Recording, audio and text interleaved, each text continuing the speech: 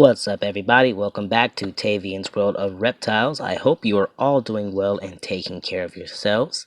It has been a little bit, but I wanted to update you guys on the two baby bearded dragons here that I rescued a little while ago, and let you guys know how they were doing, and talk a little bit more about MBD and what it is and how it affects the bodies of our reptiles. As you guys can see here, these two have come a long way. They are both looking really good. Of course, the darker one over there has been a little bit of a slower grower, but this lighter one has always been much more active. But he, or this one in particular, is coming along, and I think is going to be a-okay in the end. They are both looking significantly healthier and moving around a lot more than when they first arrived. I do want to point out that though they are currently together, this is not how they are always kept. One of them spilled their water dish, the darker one, and so his enclosure is all sorts of wet. So while I'm just cleaning that out, I decided to just throw them together in this one, and then as well as go ahead and just do a little video to update you guys on them and let you guys see how they're doing before separating them again. So, but yeah, let's talk a little bit about metabolic bone disease, or MBD. So MBD is a result of having a calcium phosphorus imbalance. This imbalance usually causes the skeletal structure to not only weaken, but to grow severely misshapen, like you see with these two here. In things like turtles, you usually see a very misshapen or underdeveloped shell. So now when it comes to reptiles, how they get the necessary calcium can vary a little.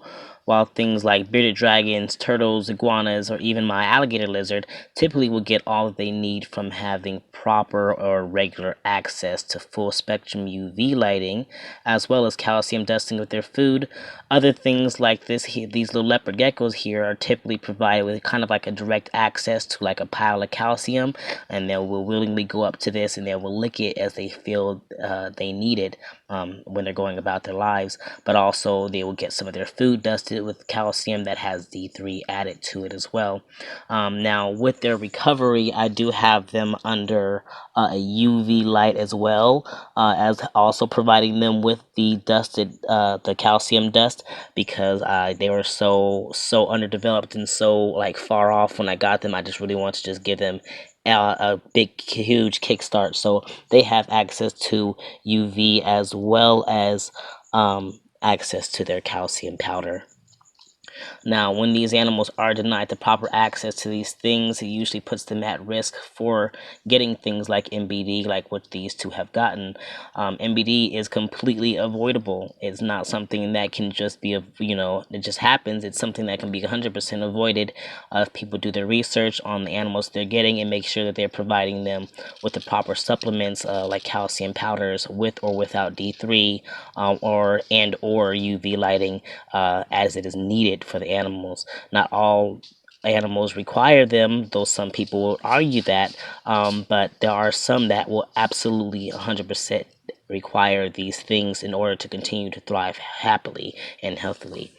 Now, however, once MBD has reached this level of effect on the animals, like you see here where its legs are all deformed and everything, there is no reversing it. So while it is avoidable, it is not reversible. These two will forever have these wonky legs. They will forever have difficulties, more difficulties than others moving around, but with proper treatment they will get stronger and they will continue to grow as healthy, normal Leos. So I'm not too worried about them there. However, they are never going to have legs like a normal Leo. They are always going to struggle. That is always going to be a problem for them. But I think they are going to get stronger over time, and they will live out as normal lives as they can. And I'm excited to be able to provide them for that. So yeah, I hope you guys like this update. I definitely know I wanted to do that for you guys. I said I would, so it's been a while since I've got them, and I really did want to come back and update you guys on them while I'm also in the process of making this very long series that I am trying to get done. So anyway, I hope you guys enjoyed this video, and I hope you guys are happy to see the babies. They are looking good, and I'm going to go ahead and get them separated again. Oh, maybe I'll leave them together with the UV light for a little while longer, but yeah. Anyway, that's all, you guys. This is Tavian's World of Reptiles. I hope you all are doing well. You guys take care, love yourselves, love your loved ones, love your reptiles, and you guys keep spreading those herps. Take care.